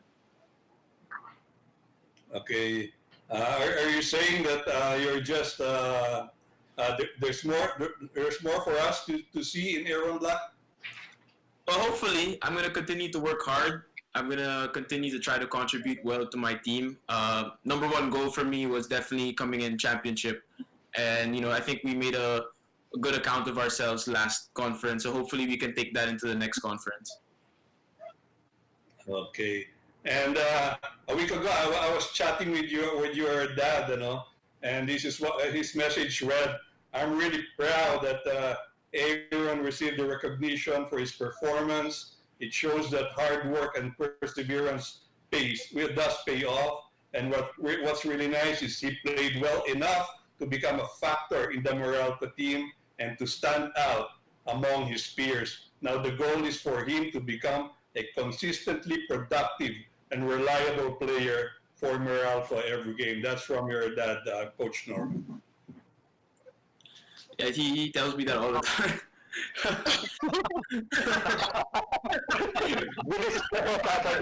That's the goal.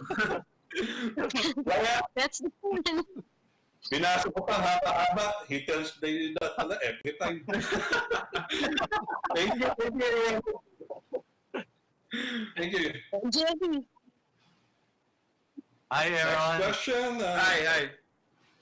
Yes, what's your feeling right now that you're part of the PBA history book as the lowest draft pick to ever win the top rookie award? I definitely feel blessed. I thank God for the opportunity to be able to garner the award. At the same time, I feel like it's something that can inspire young guys that are coming out going into the draft. We have a draft coming up soon that maybe if you don't come in the first round, maybe you don't go in the second round, you still have a chance if you're given the right opportunity, if you work very hard. You look at a lot of the NBA players now, not all of them went high in the first round. I think even in the PBA, there's a lot of guys like that. I know PJ Simon went late, very late, and he had such a successful career. So I feel like it would inspire other players to do the same. But Aaron, were you hoping that teams will pick you during the first round of the draft? I actually was told on draft day that I was going to go in the first round, which is why draft day is one of the most nerve-wracking days of my life, because once the first round was over, I didn't know what was going to happen. I remember before the combine, I broke my hand, so I wasn't able to compete in the combine, which probably hurt my stock a little bit. So when I dropped the Meralco, it was definitely, it was great for me. I felt like I could work very well with my dad. I had practiced with the team for 4 months the prior year. So I knew a lot of the guys, and I knew the system that was going to be run. And at the same time, I knew I could pick my dad's brain every day if I needed any help with what I was going to do on the court. Mm-hmm. But was you aware of any team that told you or your father that they're going to pick you up in the first round? Well, I don't know if I can disclose it now, but I guess I guess it's over. So my agent told me actually that I was going to be picked by, I think, Rain or Shine in the first round. I'm not sure what pick, or I think they had 3 picks, but that was what I was told, and that's what I was expecting. So once they were done, I just got really nervous. After that, thankfully I landed in the right place. Yeah. Yeah. Blessing in disguise. Yes. Yeah. Okay. Thank you, Aaron. Yes. Thank you. Ang dami talagang pwede pang mangyari. Even on draft day, a lot of changes happen even before, let's say, the commissioner goes up the stage and reads. It's such an experience, and it's just quite unfortunate that perhaps this year the draft might be different, unlike your experience, Aaron, Yes. where you were in the venue. I think it was Robinson's, di ba? Yes, Nasa yes, Robinson's Robinson's. Hall, nandun lahat ng yung mga teams. Ngayon, virtual. So it's another thing that we're seeing for the first time. Okay, Lisa, so you know the Jenny, are feeling, you done? Sorry, Waylon? You know the feelings, ha? Draft day, ha? Nakakaloka. Yeah, I don't want to go through it again. Okay, si Jerry, are you done or si Zaldi na? Yes. Yeah. Okay, Zaldi, go I'm ahead. good. Hi, Aaron. Hi, sir. Congratulations. Thank you. Yeah. This is my question. How did you prepare for the bubble? And tell us what made you so effective once you're inside the court. Really, nagsipag lang. I tried to do my best to ask my dad what I could contribute to the team. Tapos nung nakuha ko na yung information na yun, I went out and I set my goals. I tried to improve my outside shooting, because nung nasa D-League ako, usually puro mid-range and drives yung ginagawa ko. So once the pandemic struck and I knew I had a lot of time, inayos ko yung 3 points ko, as well as my conditioning. A big part of my game drives with conditioning, because if I'm not in condition, I can't push the ball, I can't find my teammates, I can't defend, and things like that. And I try to do more than one thing. So if I'm not in good condition, I won't be able to do those things. So I focused on that. I fell in love with running. I fell in love with biking, and really just trying to fill the gaps that I could, maybe contribute to the team. I see. So if you were picked by Rain or Shine in the draft, do you think you will play the way you played in Meralco? Well, I mean, I feel like if you're put anywhere, just like I said a while ago, if you work hard, if you try to do your best, at the same time you get the right opportunity, then I think there's a time that to succeed. At some point you will succeed, and I feel like if I did go to Rain or Shine, then maybe they would have given me the same opportunity, and I would have continued to work the same way as I am working now. Okay. Thank you naman. Aaron. You know, Aaron, maganda yung ginagawa mo. Nasa ko yung dad mo. Maganda yung ginagawa mo na English Tagalog ka. Kasi right that, lalo kang mapapalapit sa mga PBA fans. At Tagalog po ko tayo. Maganda yun. My mom made sure. Okay. Pati sa mga reporters. Oh. Yes. Okay. Thank you. Thank you. Si Wayne may tanong din. Hey, what's up, Aaron? Wow!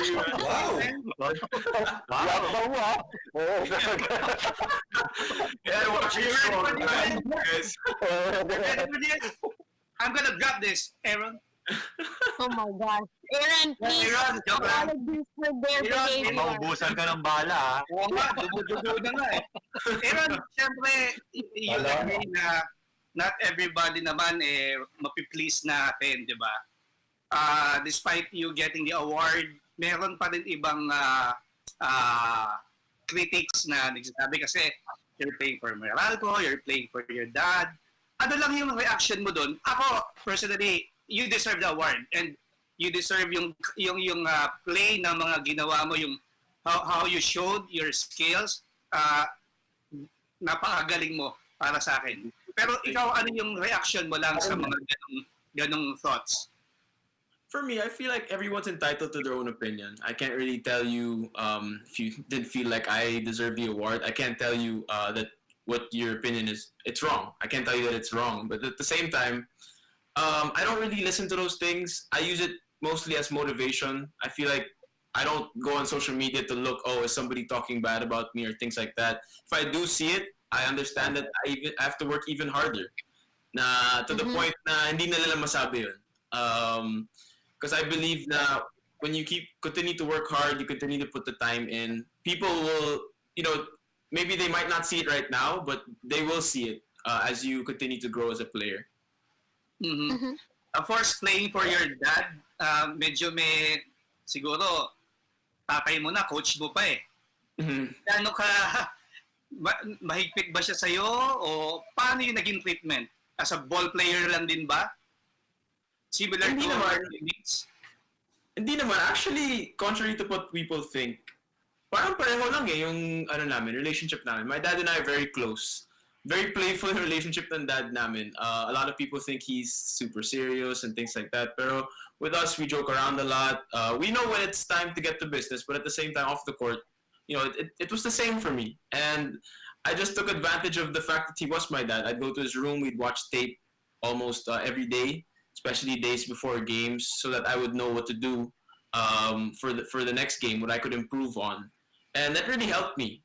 Those days, just understanding what my dad, and who is also my coach, wants from me. So when I get on the floor, I know what I need to do. Mm-hmm. And now, with the PBA coming up in a few months, in April, I think, ano lang yung tingin mo, where would you put Meralco after this previous bubble? I think we're one of the top teams now in the league. I feel like we were able to prove it without an import, and with an import, they've proven it so many times already. Of course, we haven't won yet, so that's still a big hump that we have to get over. But I think we're up there, and if we can continue to play the way we played in the bubble, if we can continue this confidence, our team is very close. Nung bubble, grabe yung bonding namin. Parang everyday magkasama kami sa isang room, or magkakausap yung ibang mga tao, yung mga veterans, inaano ni mga young guys, tinutulungan kami. So it's a very close-knit team, and I feel like it will serve us well in the next conference.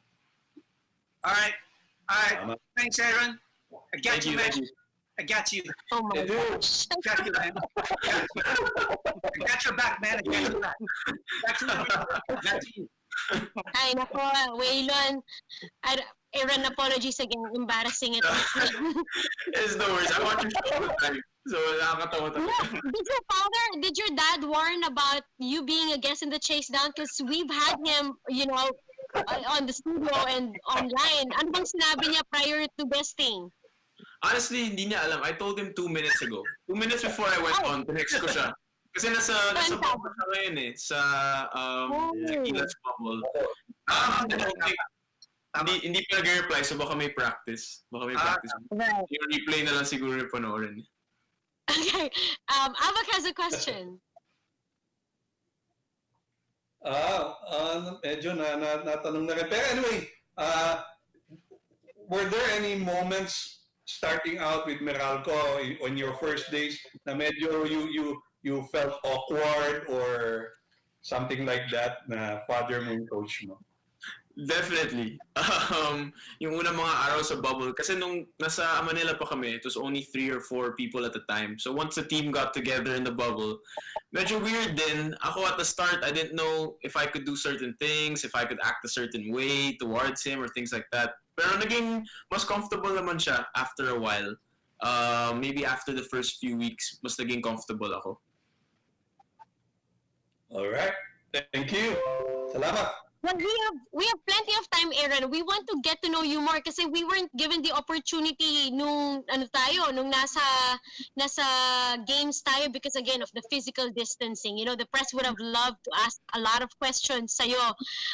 First, I noticed you're wearing a LeBron shirt. Are you a LeBron James fan? Yes, I'm a big LeBron fan. I'm also a big Kobe fan. I have a little part of my room for him at the back. But I'm a big Kobe and LeBron fan.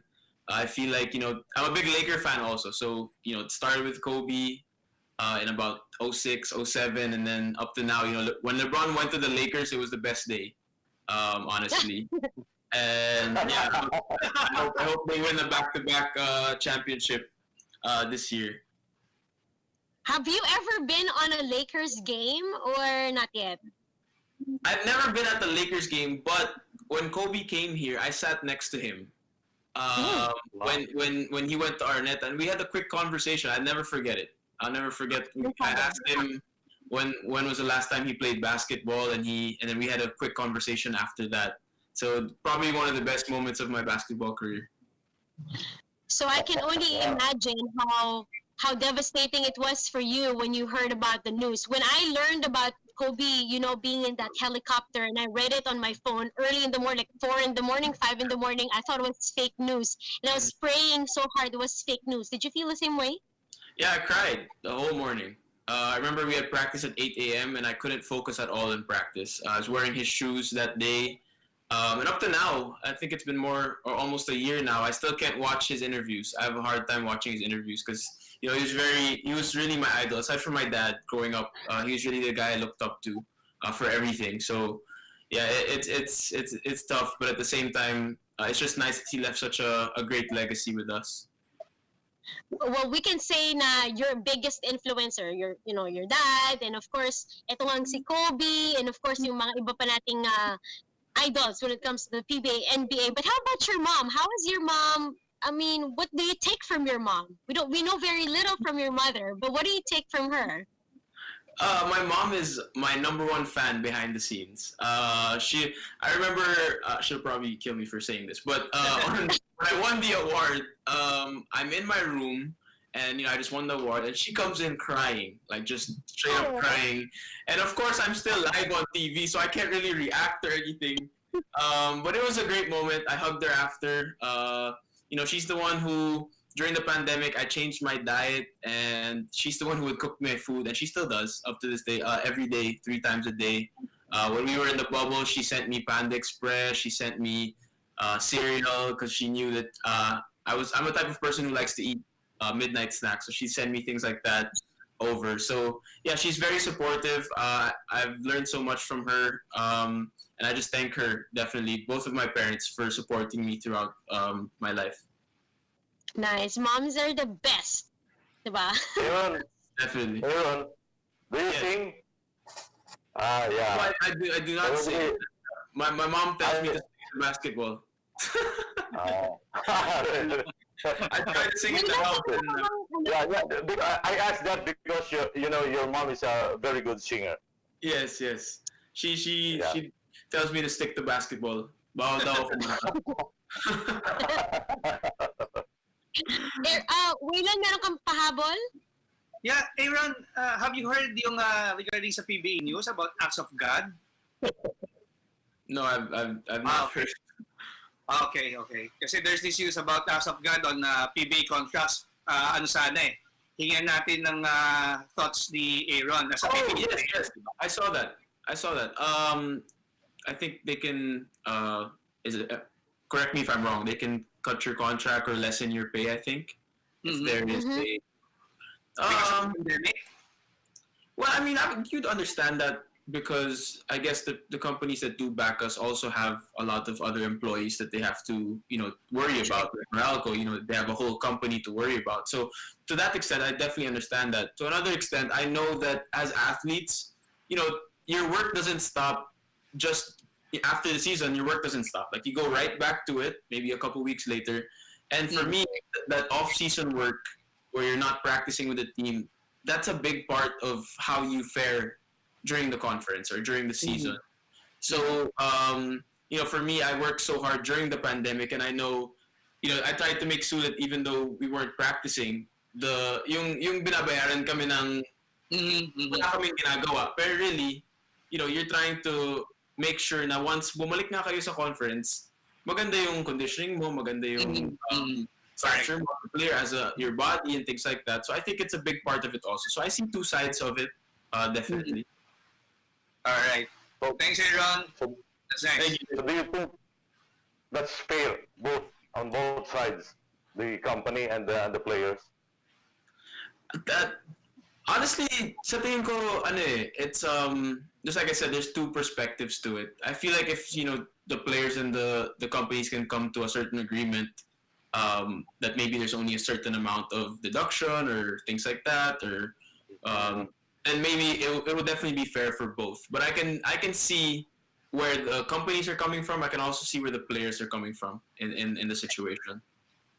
Aaron, we asked Prince earlier about what he could have been if he wasn't playing basketball, and we found out that in college he took up hotel and restaurant management. What was your major in Ateneo? I was a communications major. I took up journalism. I took up some advertising during my stay in Ateneo.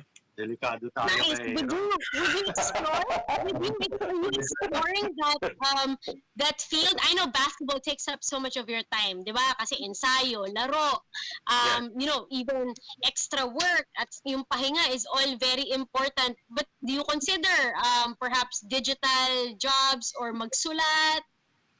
No. Definitely. I mean, I like to write. Sometimes my mom or my girlfriend or some of my friends would ask me for advice on how to write certain things, and I'd help them out. Yeah, I enjoy that. So if ever, magkaroon ng opportunity ganun, I would definitely take it. I think, Dito magsulat. yeah, basketball takes a lot of my time, pero may time pa naman para gumanon. Mag-enjoy. You enjoy it also? You enjoy I writing? enjoy it. I enjoy writing. I enjoyed it so much in college that I think I took like 7 classes for writing. So during my last 2 years in college, so I definitely enjoy writing. Well, Aaron, if, hindi mo na may tatanong, yung mga co-host ko ay mga veteranong sports writers. So, that's a door that we could open. Jerry might have like ideas for Aaron already as early as now. Basketball ka na lang. Wala pa kami ng trabaho eh. Yeah, I want to learn from everybody though. Would love to learn from everybody, definitely. Aaron, Portahan natin si Aaron. an opportunity Huwag tayo magunan. to thank your fans, the Meralco Bolts fans, the PBA fans, and your family as well. First of all, gusto ko lang magpasalamat sa PBA fans. Thank you sa suporta nyo. Alam ko na hindi pa kayo makapunta sa venue, but thank you for supporting us on live stream, on TV. Hopefully soon makabalik na kami. Salamat din sa Meralco Bolts family. Grabe yung suporta nyo nandun kami sa bubble. You guys would send us messages, videos, and things like that, and we really appreciate it. It pushed us to get to where we got, and hopefully maka-champion na kami this coming season. For my family, I just want to say thank you. My family, my closest friends. Just want to mention them because they keep asking me to mention them. Ken, Ram, Zags. Thank you for always pushing me. Sila yung nagpo-push sa akin na kasama ko mag-workout. Kasi kapit-bahay lang kami. So, we'd really work out together. We'd run, we'd bike. So I just want to thank them. I want to thank my sister who's in London, who's been my support ever since. As well as my girlfriend, Andrea, and my mom, my dad, my brother and his family. I just want to thank everybody. Hopefully nga na tuloy-tuloy ito, and I thank you for yung support niyo sa akin throughout the years. Yun. Alright. Thank you, Aaron. Maraming salamat for your time. And we hope to have you back soon. Thank you. Yeah, definitely. Hopefully pagbalik ko sa studio, I can come visit. Alright. Yeah. Good. All right, everybody. Thank you. Thank you. Thank you. Aaron Black of the Meralco Bolts, our outstanding rookie for 2020. Super fun interview. It's my first time to be able to talk to him, of that length. Kasi maiksi lang yung mga conversations natin, and it's such a blessing that we get to know so much about them. So Jerry, ihanda mo na baka yung column mo maagaw ni Aaron. No, but you can tell how bright of a young man. Hindi ako magaling mag-basketball. No, I can say he's very bright, and that's why, kudos also to his parents. Napakaganda ng pagpapalaki sa kanya ng kanyang mga magulang. And as much as, we congratulate him on that award, we congratulate also his parents. I'm sure they're very, very proud. Okay, we're going to take a quick break. When we come back, marami pa tayong magiging sports kwentuhan, kaya wag po kayong aalis. Magbabalik po ang Chasedown! We'll be back.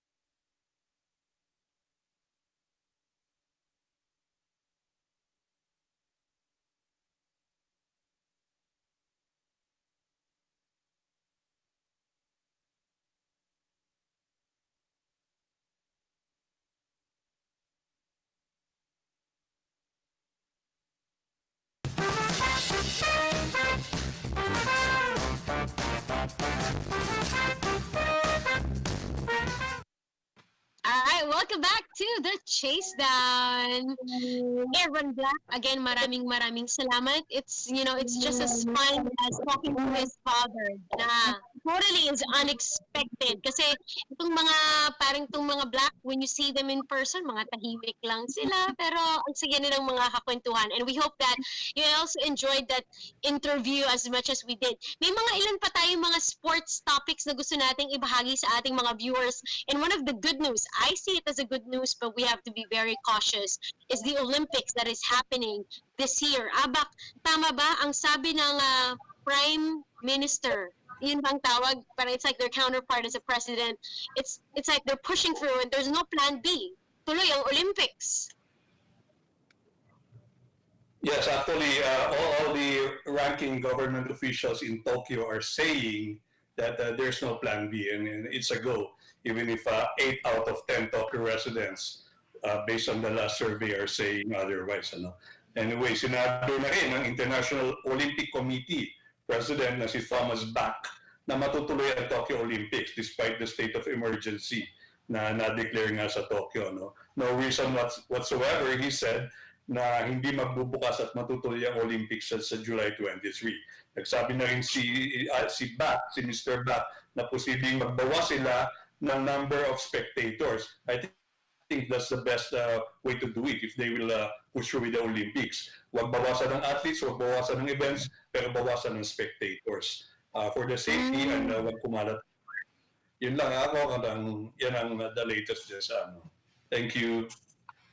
Well, that's a good development, but I think this is, again, a developing story that we have to watch because a lot of things is happening around the globe. And nevertheless, as a sports fan, we hope na maging maganda at magtuloy-tuloy nga ito. Some Katantang news also, Waylon. Yes, tama. Ito, good news uli kasi si Sam Katantan, yung ating Filipino fencer, she's the first homegrown fencer na nagkaroon ng athletic scholarship sa Penn State University. Ito ay powerhouse when it comes to USA NCAA fencing. Kasi 13, record yan, 13 titles ang nita ni Lions. Ito, nag-training na si Sam last Wednesday. Ang balita niya from us is maganda naman yung pagtanggap sa kanya. Nag-start niya siya mag-training with her fellow foil teammates. Ang kwento niya is iba-iba ding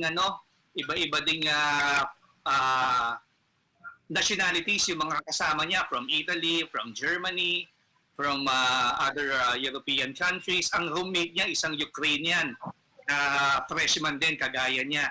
Itong tournament ng NCAA, ang kwento ni Sam Katantan sa atin is mag-uumpisa na actually ang tournament next month and kailangan for her to qualify dun sa main una muna sa regional tournament ng NCAA, makaipon ng points doon sa mga kumbaga first round tournaments for fencing. Kapag nakaipon ng points, mag-a-advance ng regional and then saka lang pwedeng makapasok sa proper tournament ng USNCAA. Ang balita baka sometime in May. So, Sam, good luck sa iyo sa training mo, pagbutihan mo. Let's keep that momentum from good news to another good news. Alex Yala, tama, Abak? Maganda rin ang balita? Yes, patuloy. No? He's continuing to make waves in the international circuit. This time, in a professional tournament, umabot si Alex Ayala sa kanyang first semi-final appearance in a pro tournament when she defeated 4th seed Carol Monet ng France in this tournament in Spain being conducted by the Rafa Nadal Academy where she is a scholar. No? Tinalo din niya ang top seed at ITF World number 2 sa juniors na si Sion Mendez 6-4, 6-1 para umabot sa quarterfinals.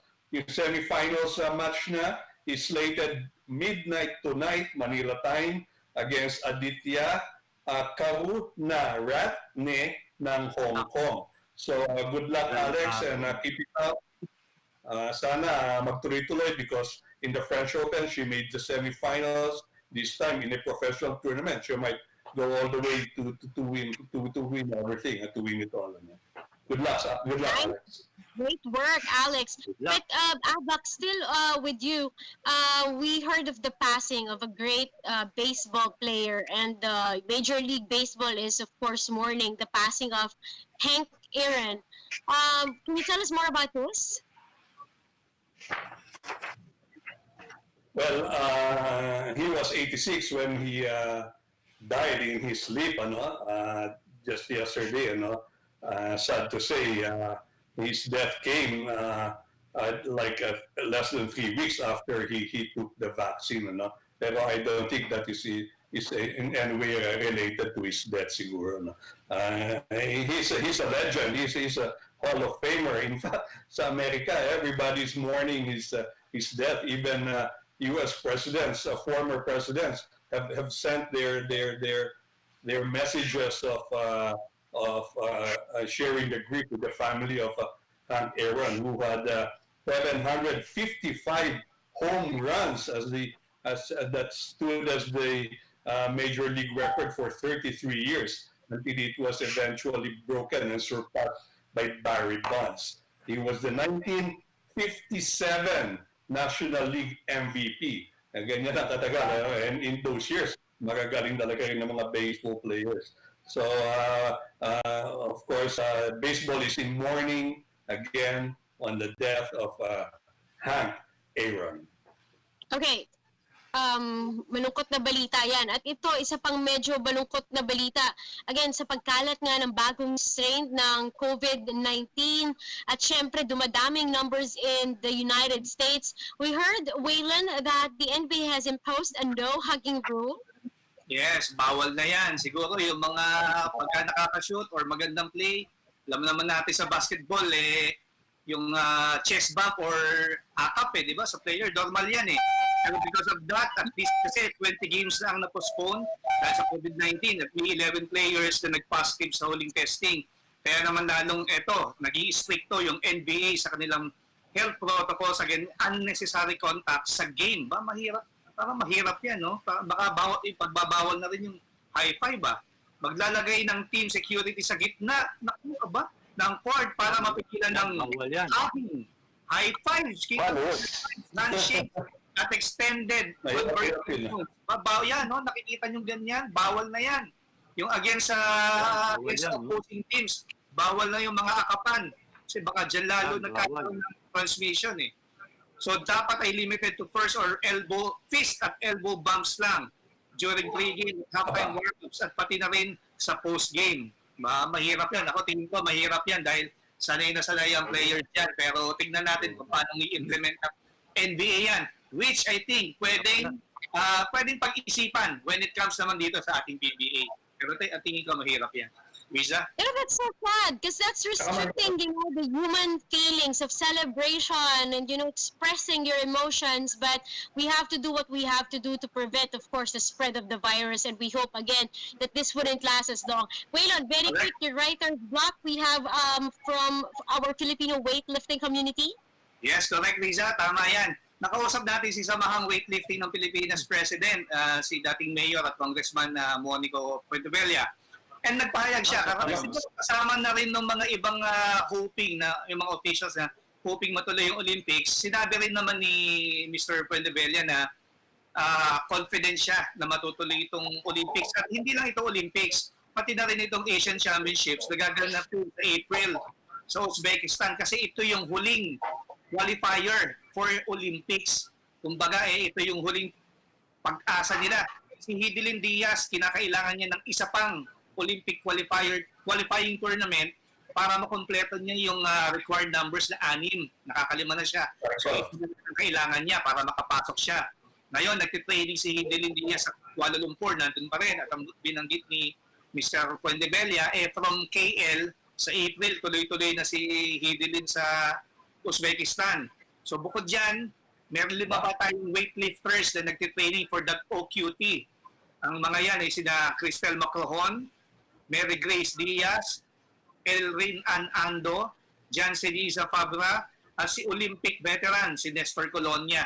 So yung 5 na yan, nasa kanya-kanyang probinsya, in Bohol, Cebu, and Zamboanga City, nagtitraining para dyan sa sinasabing OQT. So good luck, matuloy. Alright, good luck sa kanila. Jerry, Gilas News naman ang laman ng iyong writer's block. Yes, we'll end the show with a feel-good story, Riz. Alam natin si Raul Soyud na isa sa mga blue-collar PBA players natin today ay naimbitahan na maging part ng Gilas Pilipinas training pool dyan sa Calamba, Babol.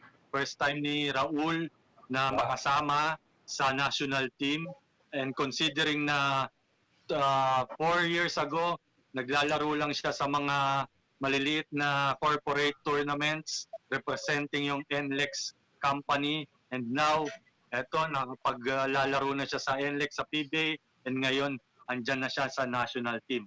Hopefully makuha siya as part of the 12-man roster for the FIBA Asia qualifying tournament. Thank you, Riz. Nakakatuwa naman talaga. Well-deserved because he's very hardworking and is, very good at what he does. And speaking of, we want to end the show on a very good note.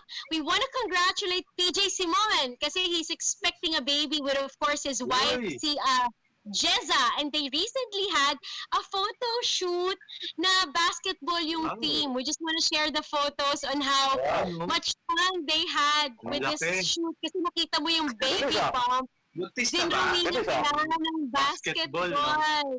So, Oh, galing. if we already know the gender, kung are they gonna have Laki a ng baby bola. boy Mas malaki yung or a bola baby niya. girl? But nevertheless, we want to congratulate ang mga ano po, syempre parang naging pamilya na natin si PJ in the many years. So congratulations to PJ and to his wife. And we're so excited to see your baby soon. And with that being said, kayo na mga babies namin, we'll see you again next week. We hope you enjoyed this show as much as we did. Talaga namang tuwang-tuwa kami every Saturday that you guys can join us, and we hope you guys can join us again next week. Ako po si Riza Diaz in behalf of Waylon Galvez, Zaldi Perez, Jerry Ramos, and Alba Cordero. We want to thank you for joining us in this week's edition of The Chasedown. We'll see you next week. Happy Bye. weekend, Nila. Hello. Happy weekend. See you next week.